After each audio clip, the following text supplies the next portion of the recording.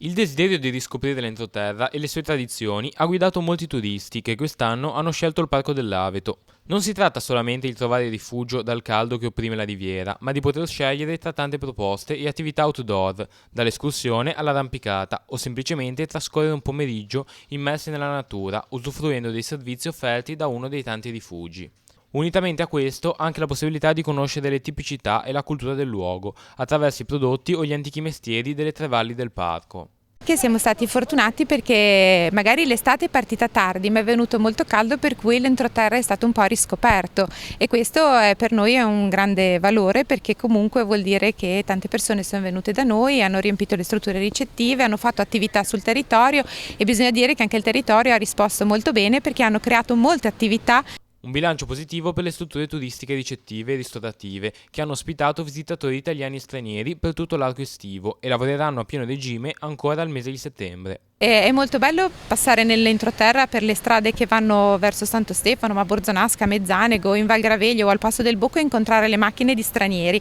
e questo fa molto bello, perché vuol dire che noi anche al di fuori delle mura italiane siamo molto apprezzati, forse perché gli piace proprio un po' questa modalità più legata alle tradizioni, ai sentimenti, a questo turismo green un po' più lento, e poi è bello il contatto con le persone, perché io, sentendo anche gli operatori del nostro consorzio, sono tutti bene o male contenti della stagione, perché comunque hanno magari ancora presenze per tutto settembre, e adesso con il discorso forse che partiranno i funghi, la stagione dei funghi, per cui anche l'autunno porterà qualche presenza in più.